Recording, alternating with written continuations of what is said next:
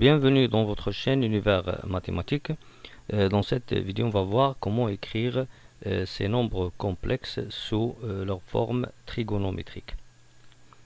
Donc on veut donner les formes trigonométriques des expressions suivantes. Premièrement, commençons par l'expression cos alpha plus i sin alpha. Donc comment écrire un nombre complexe sous sa forme trigonométrique? Si on prend par exemple z sous sa forme algébrique a plus ib, premièrement, la forme trigonométrique de z c'est quoi? C'est le module de z facteur de cos θ plus i sin θ. C'est quoi le module? Le module c'est la racine de a carré plus b carré. Et finalement, on prend l'expression de z sous cette forme avec son module, la valeur du module à quoi est égale et la valeur de l'argument ici qui est θ. Donc pour cos alpha plus i sin alpha, pour bien sûr le module, si je prends le module de cos alpha plus i sin alpha, c'est quoi? C'est la racine de cos carré alpha plus sin carré alpha qui est égal à la racine de 1 qui est 1. Donc le module de ce nombre complexe est égal à 1. Donc le module de ce nombre est égal à 1. Donc pour donner la forme trigonométrique, il nous faut déterminer maintenant son argument. Ici, bien sûr, puisque le module est égal à 1, et il est écrit sous sa forme cos plus i sinus, avec le cosinus dans la partie réelle et sinus dans la partie imaginaire, c'est ça ce qu'on veut.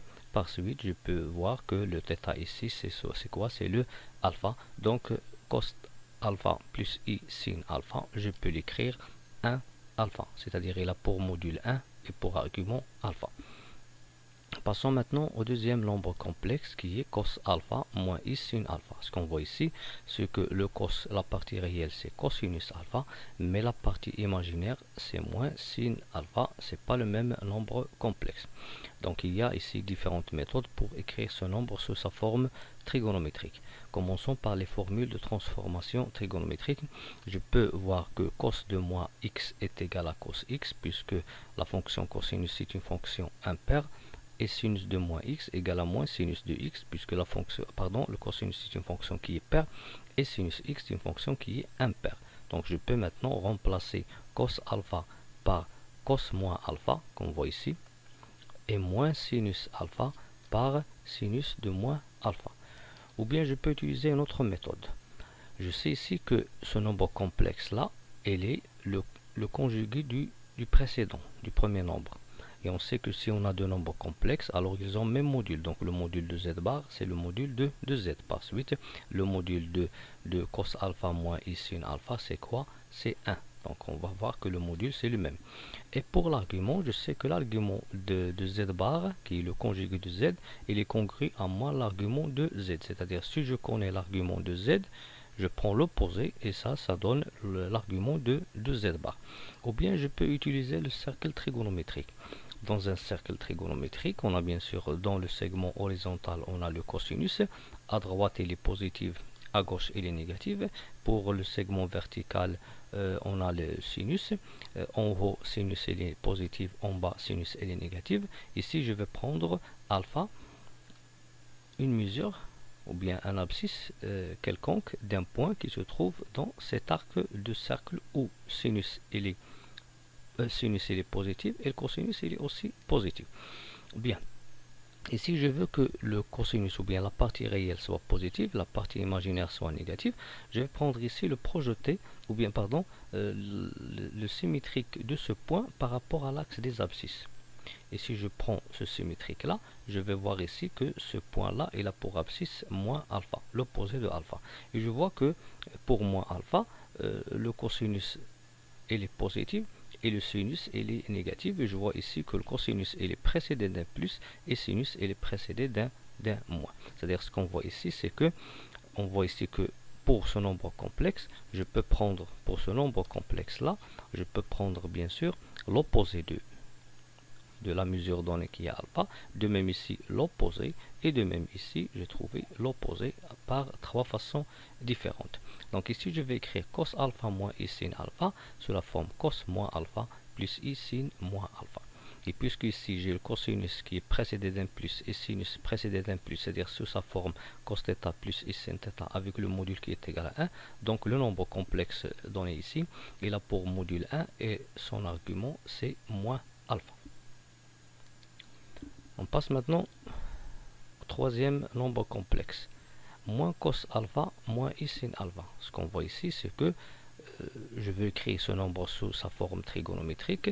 Il nous faut bien sûr que on a ici la forme cos plus i sinus.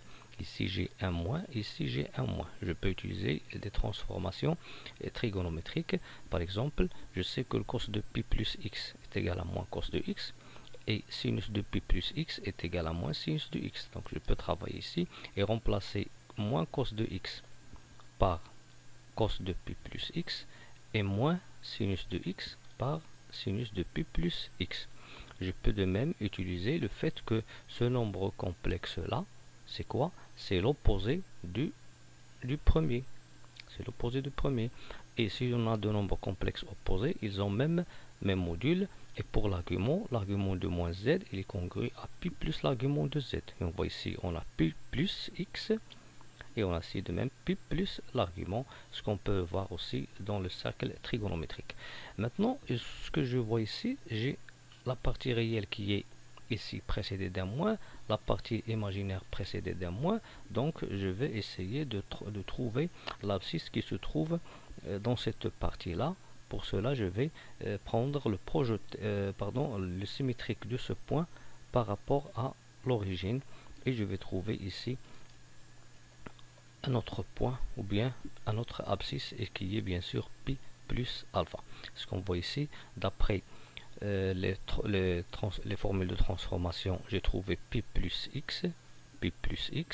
D'après cette propriété, de même j'ai trouvé pi plus argument de z, et de même ici dans le cercle, puisque ici j'ai un moins et ici j'ai un moins, ça veut dire je vais prendre le quart de cercle où j'ai le sinus qui est négatif et le cosinus qui est négatif, et cette abscisse là c'est quoi? C'est pi plus cette abscisse là.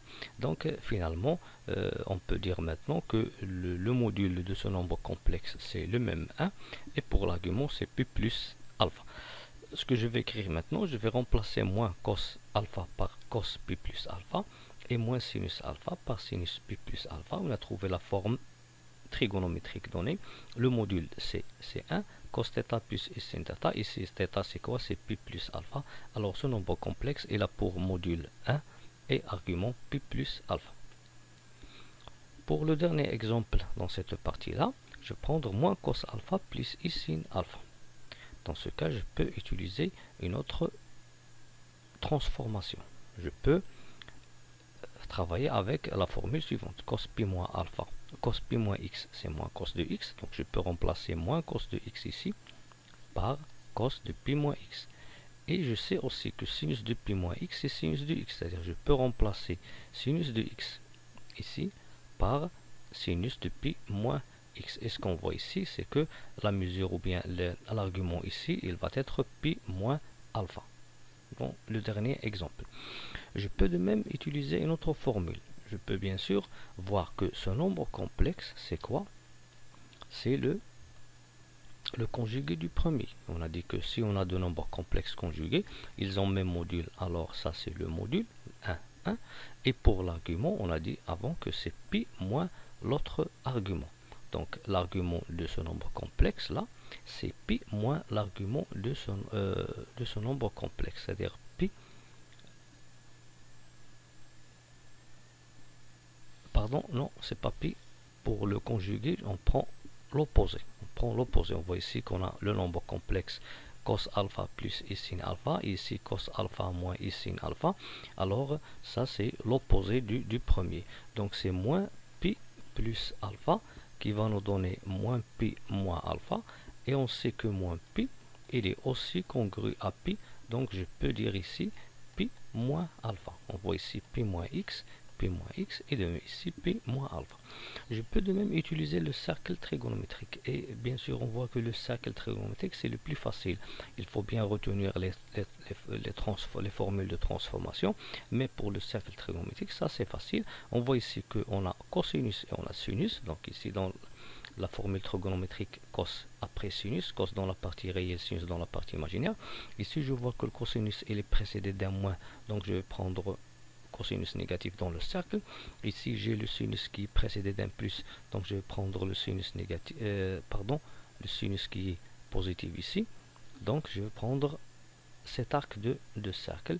Et bien sûr, pour trouver la mesure ici, on va soit prendre le symétrique de pi plus alpha par rapport à l'axe des abscisses, ou bien le symétrique de alpha par rapport à l'axe des ordonnées, et je trouve ici pi moins alpha. On voit ici que c'est le même pi moins x, on a déjà travaillé. Alors dans ce cas, je peux bien sûr, pour écrire des nombres complexes sous sa forme trigonométrique de cette façon-là, je peux tracer le cercle trigonométrique et bien sûr savoir que cosinus ici il est positif, ici négatif, sinus en haut positif, en bas il est négatif. On prend le alpha, moins alpha, pi plus alpha, pi moins alpha. Ici je vois que le cosinus il est précédé d'un moins et le sinus il est précédé d'un plus. Donc je vais prendre cet arc de cercle, c'est-à-dire je vais travailler avec pi moins alpha. Donc moins cos alpha c'est quoi? C'est cos de pi moins alpha, et sinus de alpha c'est sinus de pi moins alpha. Le module c'est 1, l'argument c'est pi moins alpha. Bien. Maintenant on va passer à d'autres nombres complexes.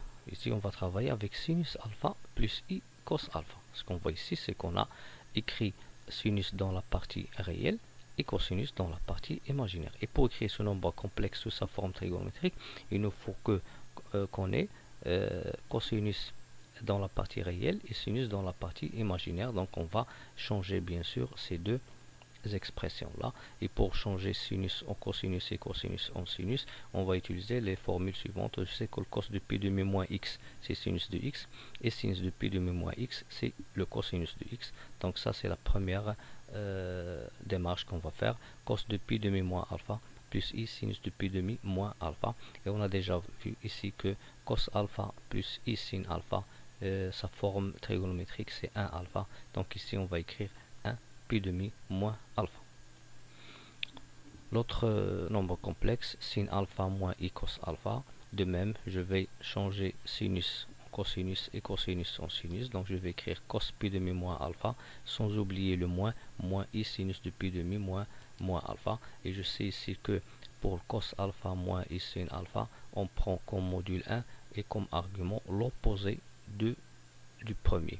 Donc ici on va prendre 1 et moins pi demi plus alpha. Pour le troisième, moins sinus alpha moins i cos alpha. Donc je vais changer sinus, il est écrit sous la forme cosinus, et cosinus il est écrit sous la forme sinus. Donc je vais écrire moins cos de pi demi moins alpha, moins i sin de pi demi moins alpha. Et on voit ici que moins cos alpha moins i sin alpha, il a pour module 1, c'est le même ici, et pour argument pi plus alpha. Avec alpha c'est quoi? C'est l'argument de cos alpha plus i sin alpha, c'est-à-dire c'est pi demi moins alpha. Dans ce cas je vais prendre pi plus pi demi moins alpha, qui va donner 3 pi demi moins alpha, ou bien moins pi demi moins alpha. Donc je vais écrire 1 3 pi demi moins alpha. Bien, pour le dernier nombre complexe, moins sinus alpha plus i sin alpha, on va écrire sinus sur la forme cos et le cosinus sur la forme sinus. Donc je vais écrire, sans oublier les moins ici, moins cos pi demi moins alpha plus i sin de pi demi moins alpha. Et on voit que lorsqu'on a le cosinus qui est précédé d'un moins et sinus précédé d'un plus, on obtient comme argument pi moins cette mesure là. Donc ici on va prendre pi moins pi demi moins alpha, qui va donner pi demi plus alpha, mais le module c'est 1. Donc pour le premier nombre complexe, sa forme trigonométrique c'est 1 pi demi moins alpha. Pour le deuxième c'est 1 moins pi demi plus alpha. Pour le troisième c'est 1 3 pi demi moins alpha, et pour le dernier c'est 1 pi demi plus alpha.